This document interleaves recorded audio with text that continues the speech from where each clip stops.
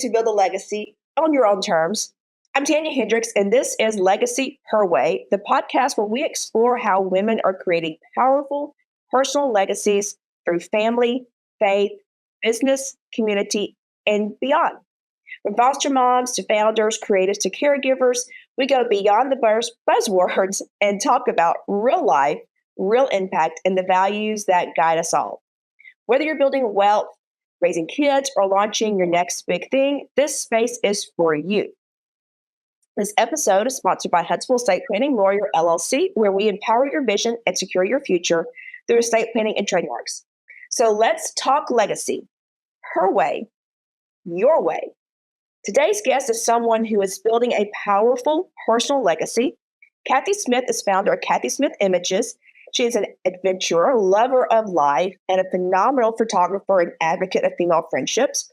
And if you are a friend of Kathy's, you have a friend for life and a advocate for you. So I am happy to introduce to you my friend, Kathy Smith. Thank you for joining us today, Kathy.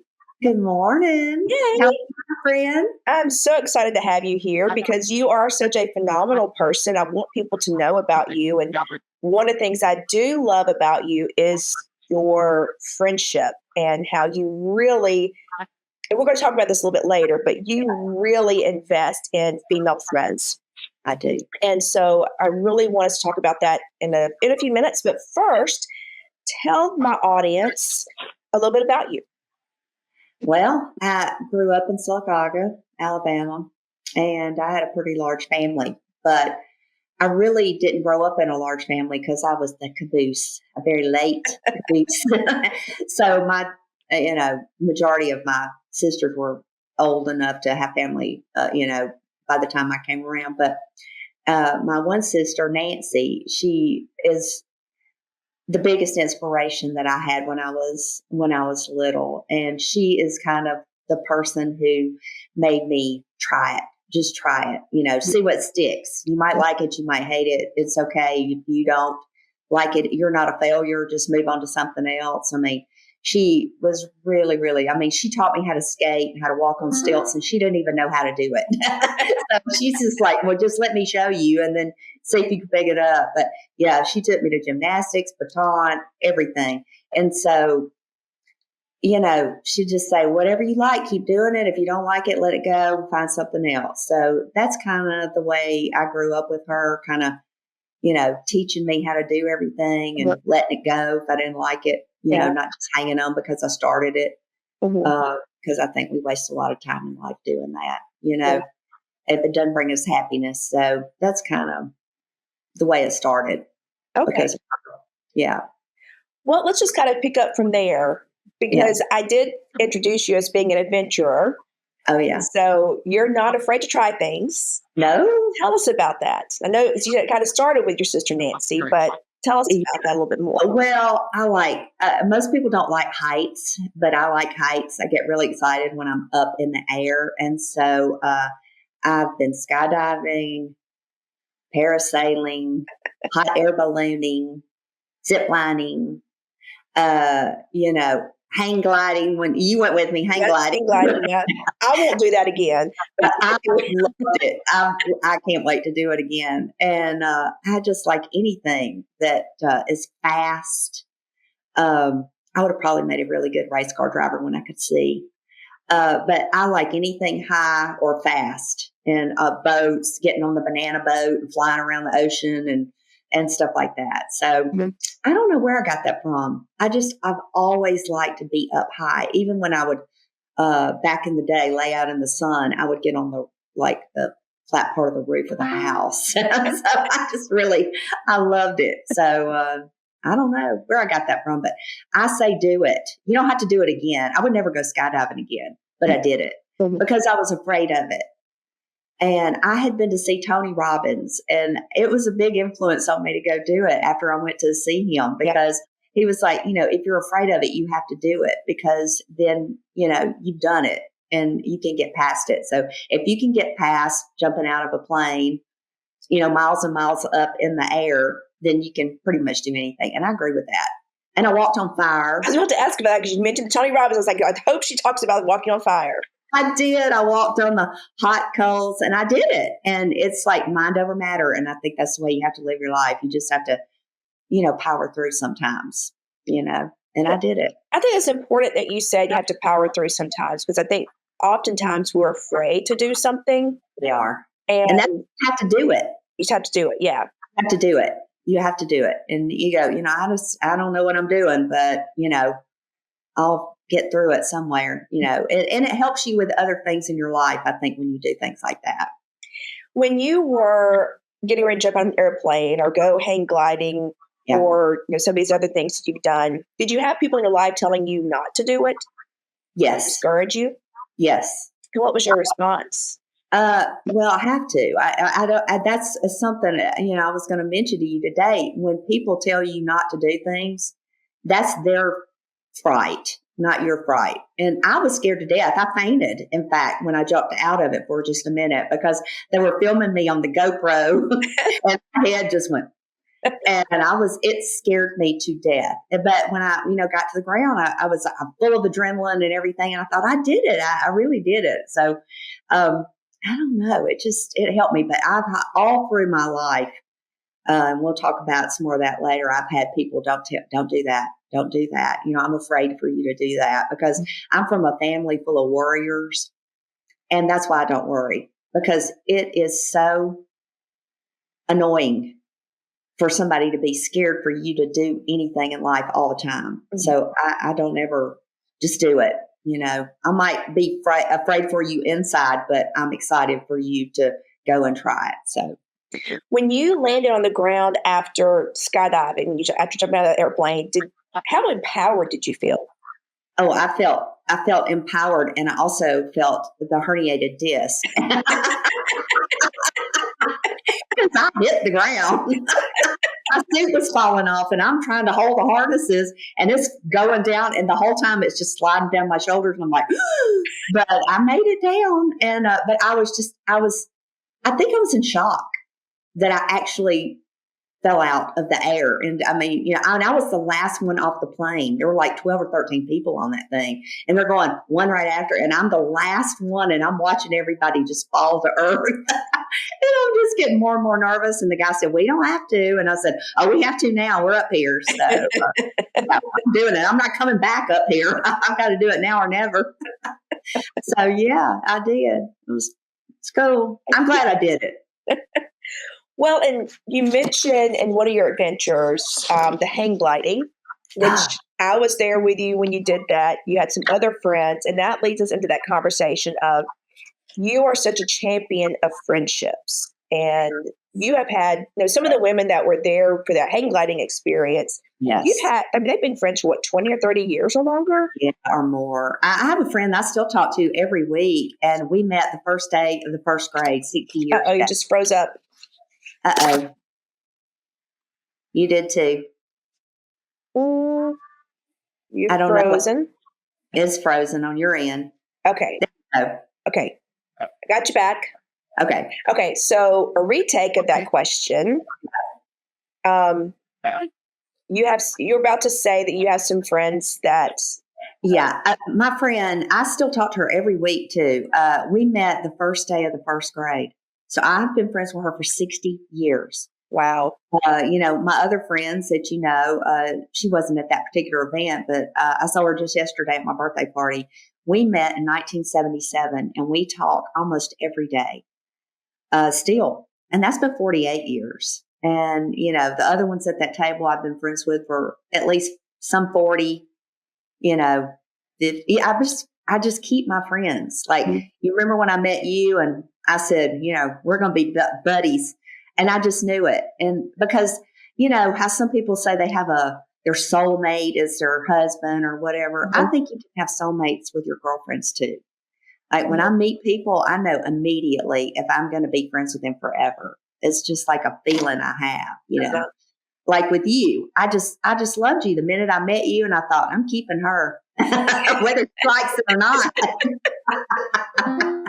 So, I just think that you have to work at it. It's work.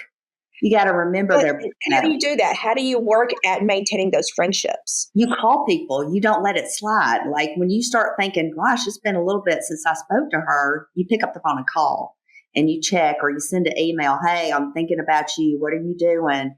Hope you're feeling better. If somebody ever tells me they're having surgery or they've got something going on in their life, I put it on my calendar so I don't forget it.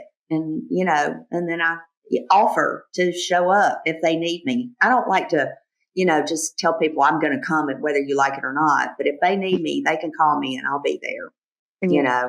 Everybody's different about when they're sick or whatever they are doing. Like I particularly don't like anybody with me when I don't feel good, but some people do. Yeah. So I'm saying, don't come here. Don't do that. But, I'll go sit with them. Mm-hmm. But you just have to keep up with their life, be interested in their life and want them to be successful and promote them.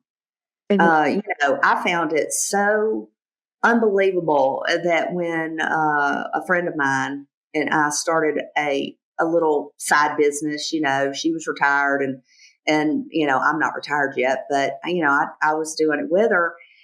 We didn't have but a handful of people that really supported us.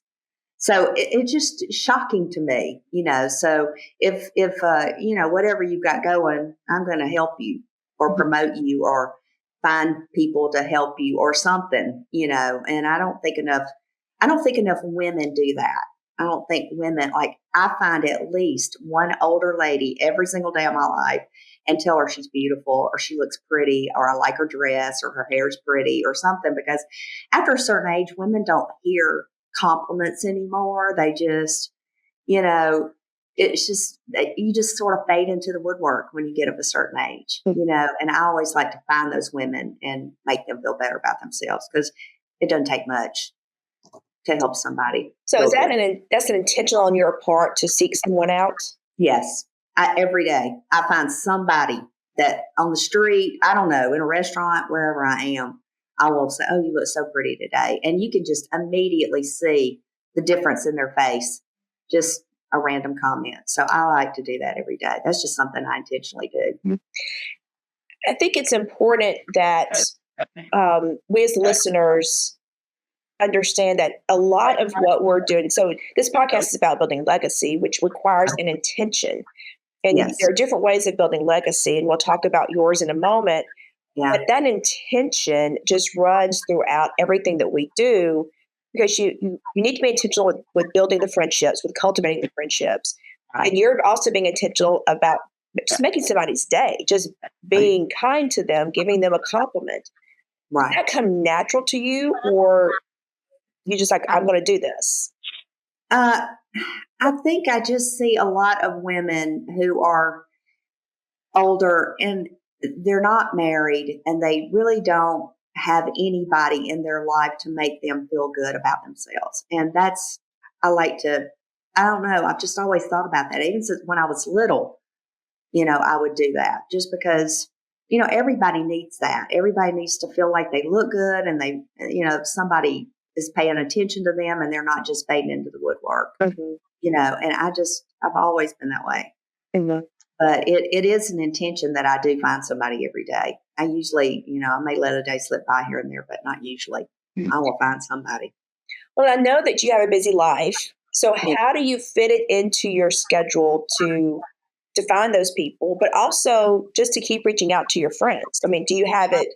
Is it something you remember now? Do you have it written down on a calendar? I mean, what is it that you're doing, like, to make sure you do those things on a routine basis, a regular basis? I think if they're having something done, like an operation or something, I put it on my calendar. I have to. I can't keep up with it, especially at my age. Everybody's kind of getting, having an issue. But, I don't know. I'll wake up in the morning sometime and somebody will pop in my mind, and you've gotten these messages from me. Hey, you're on my mind this morning. Everything okay? And that's all you have to say, just to keep in touch. It may just be one sentence, but it doesn't really take that long. I mean, nobody's that busy. Mm-hmm. That I always think about Ronald Reagan. I love Ronald Reagan. And he wrote his wife a note every day. He was the president of the United States. If he had time to get up and write his wife a sweet note every single day, I just remember in the 80s hearing him say that. And I thought, wow, he's got time to do it. I got time to do it. So I don't know. He just always, that was an inspiration to me too. Mhm. Just hearing somebody that's, the leader of the world, or of the United States has time to do that. So I got time to do that. That's an incredibly important point, because I know I often say, I don't have time for this, time for that, but you do make time for what's important. And for those who are important to you, you definitely have to make time to do that. And that's the only way that you can cultivate and maintain these friendships like you have, because you do reach out, you do make it a point to check in on your friends. Yes. If they've had surgery, or just like you've said, just on my mind this morning.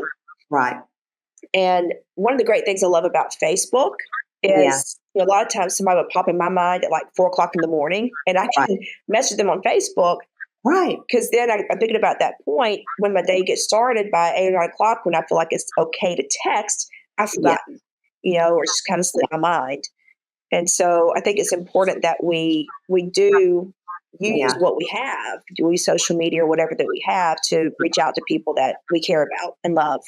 Yeah. You have to be careful on social media, though. Don't put anything personal on social media ever, because it will.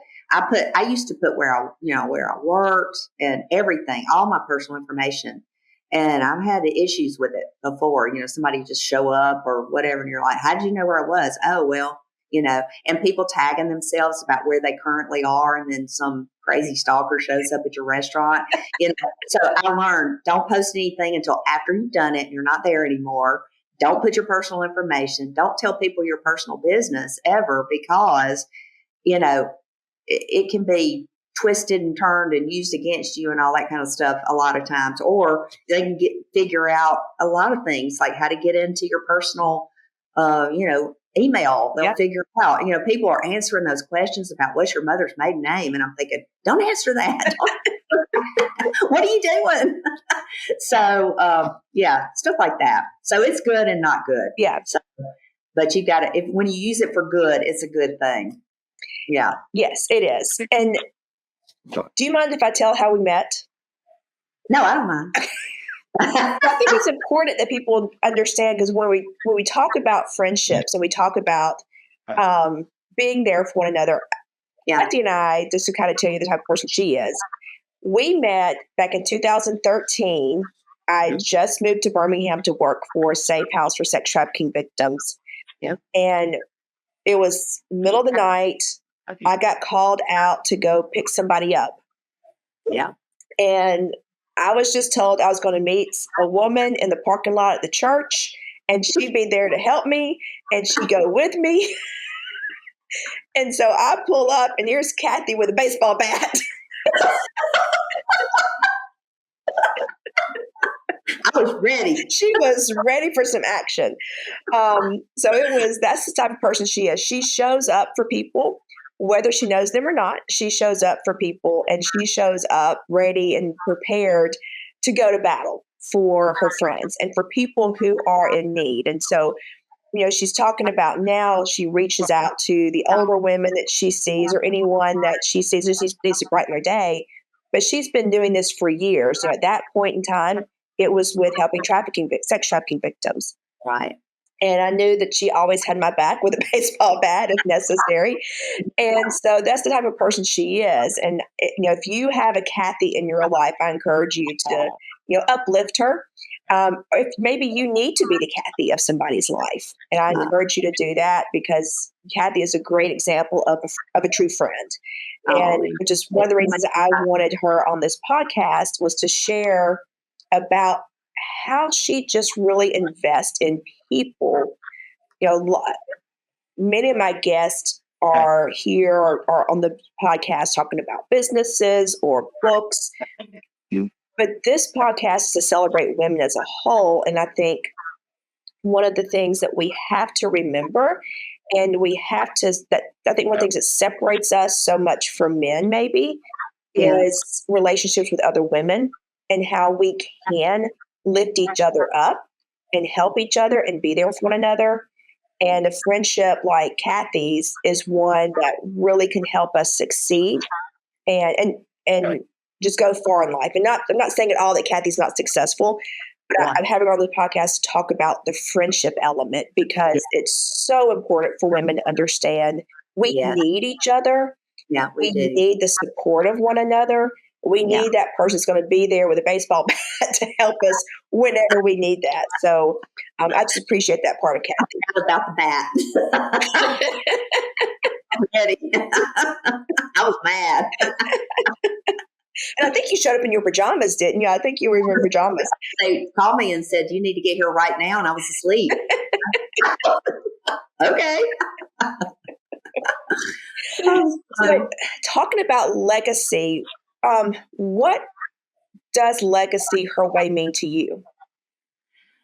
I just think legacy means exactly what legacy means, that you leave a lasting impact on somebody's life or lives, that what you've done leaves them with some tool to help them in their life.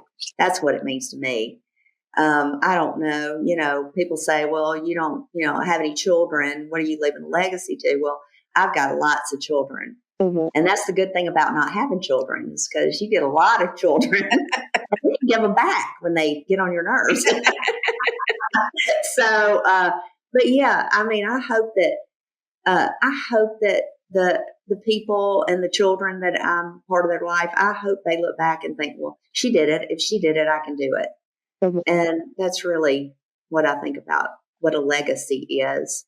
I'm not going to leave somebody a large amount of money, and I don't have anything of a, solid property or whatever, but I do have a courage and adventure and things like that to leave to somebody, because I've done a lot of things I never thought I could do, a lot. So I hope that, you don't know who's watching.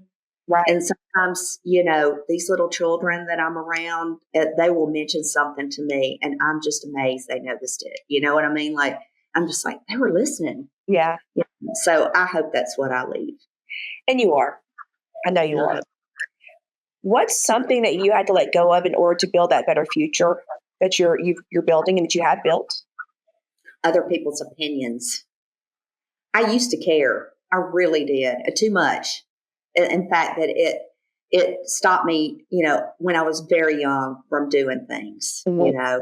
I got offered a job when I was 19 for the Treasury Department. I'd taken this test or whatever when I went off to college, and they offered me a job, believe it or not. And my mother was so worried about me moving to Washington that I didn't do it.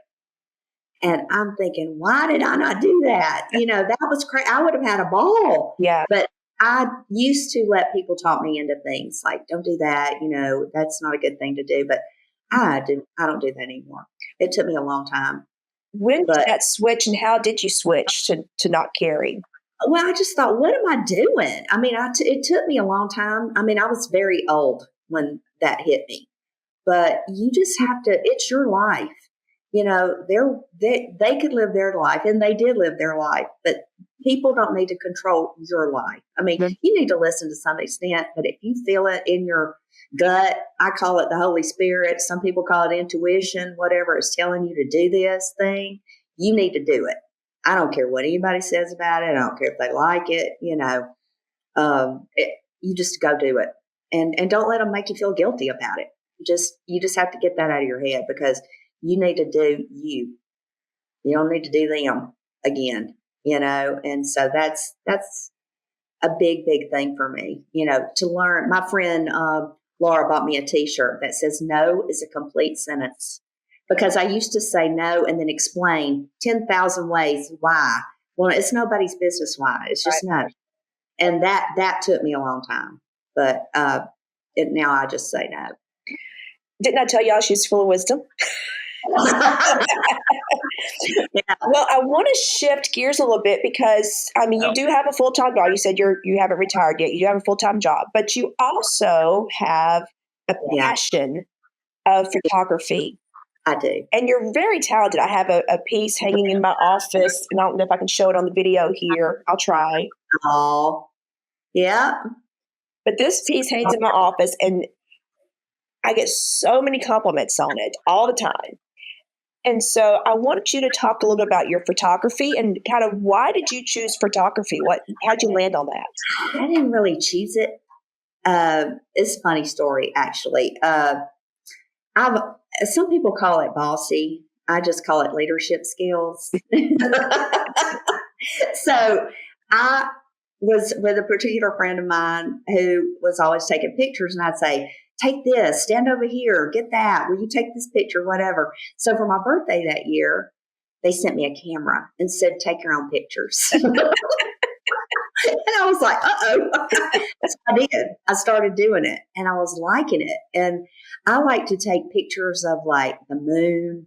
I'm obsessed with the moon, old churches, old doors, things like that. People that don't know I'm taking their picture on the street. I like those kinds of pictures.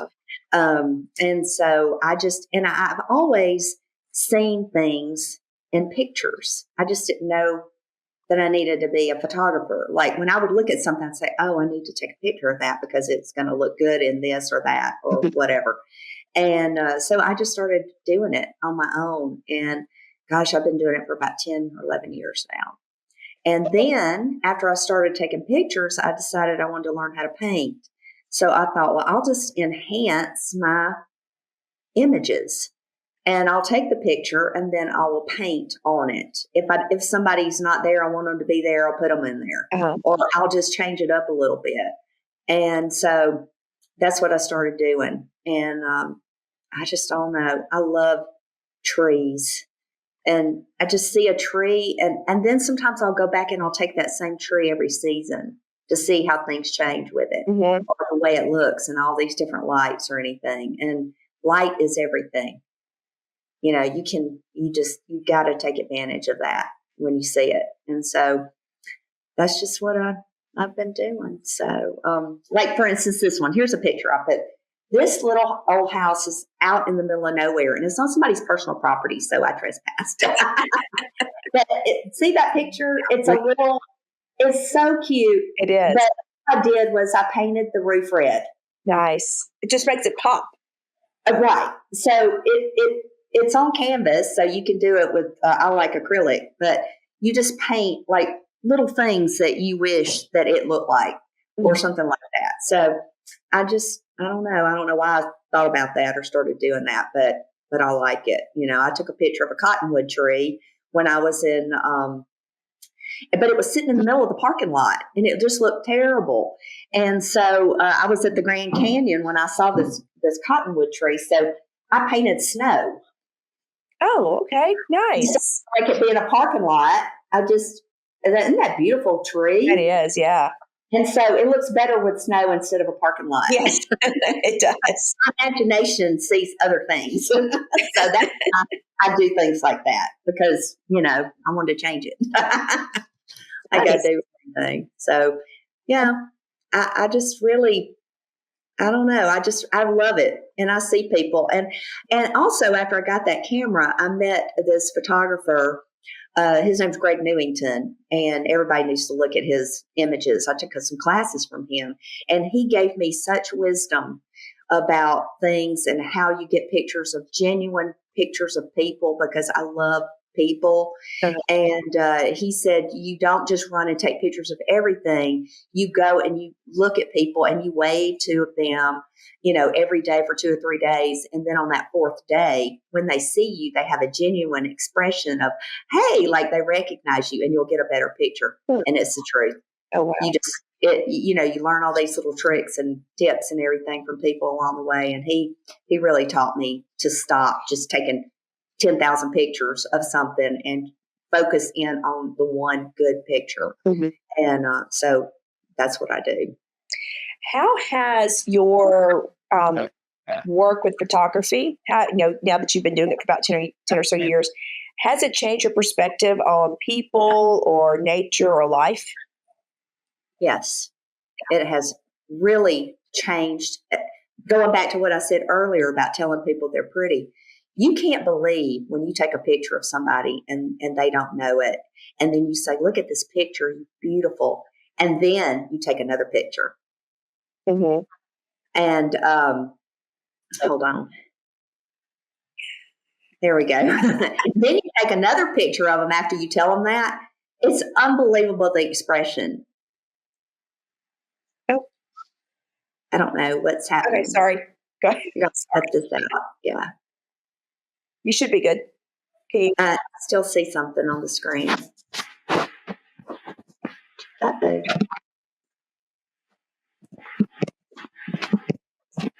Oops. I don't know what's happening. Can you just tap on the screen? That's what I'm trying to do. It's not. I don't know what's happened. It's just a small screen of us, like we're through. No, we're not through. We're still recording. I can still see you fine. Okay. Well, I have a screen, so I don't know what's going on with it, but I'll just keep talking. Yeah. So retake. I asked you the question of has it changed? Has photography changed your perspective on nature, people, and life?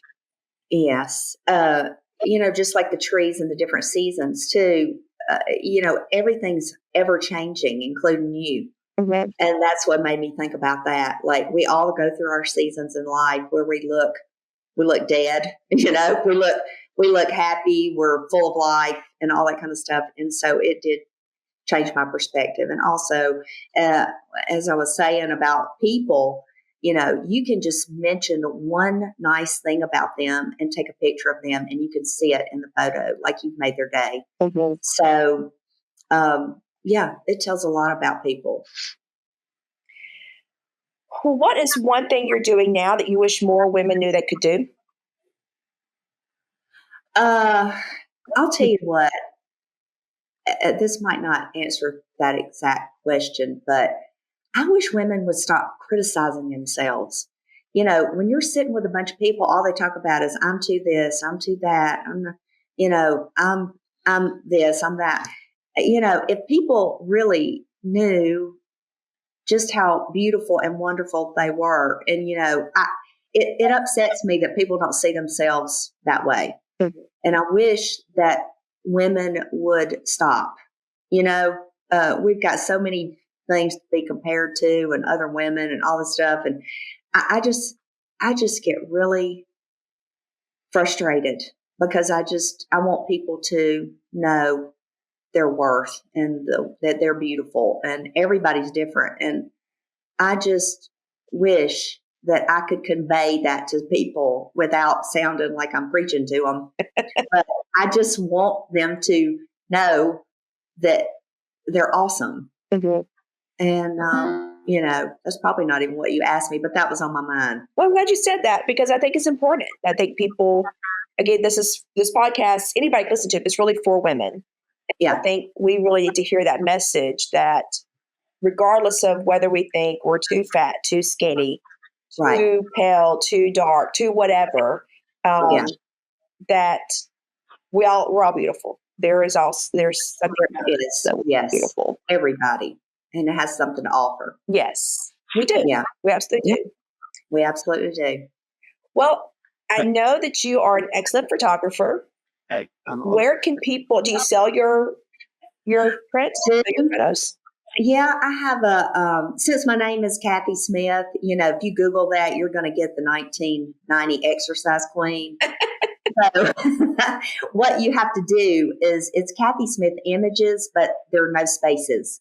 So because I put no spaces, I pop up before she does. So you can go there, and I have a website, and also I'm on Facebook and Instagram. So, sometimes people will see something that I posted and they'll want it. And that way I can individualize it. It's not just something I have. I can make it whatever size you want, put it on canvas, Mm-hmm. paint on it, whatever. So everything is very, easy to order.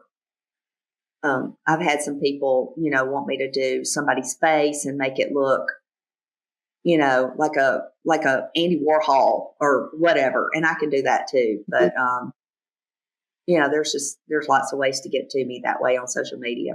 And to be clear, you don't do weddings, you don't do No. photo shoots where it's a kind of a I don't do planned. Postings. No, So you just like to do the natural. I want to enjoy what I do, and I would not enjoy that. And so if I have something and you like it, that's good. You can buy it, but I don't really go and take pictures like graduation pictures and things like that. I've been asked before, but it's just not something I do because I'm not really into posed pictures that much. Mm-hmm. So I wouldn't be very good at that. So I know that. Okay. And so you can be on Kathy Smith Images on Facebook, Instagram, and it's your website, Kathy Smith Images? It is. All right. Yeah. Well, thank you so much for joining us today, Kathy. I'm so excited for the audience and what they've heard today. I hope that they are as empowered as I've been listening to you talking about the intentionality behind the friendships and just being kind to people, just lifting people up on a daily basis. So I think that's incredible. Little nugget of wisdom. And I'm so grateful to have you as my friend. And also you have helped me do so much legal work and will and everything else. And you're really great at what you do. And I appreciate you very much. Well, thank you so much. All right. So thank you all for listening to Legacy Her Way. If today's conversation inspired you, moved you, or made you think differently about what legacy means, you're not alone. Be sure to follow the show so you never miss an episode. And if you're feeling generous, you can leave a review to help more women find inspiration for their own path to legacy. Until next time, keep building boldly, loving deeply. And that message came through loud and clear today, Kathy. Thank you. And living your legacy her way. All right. Thank you all. Love you.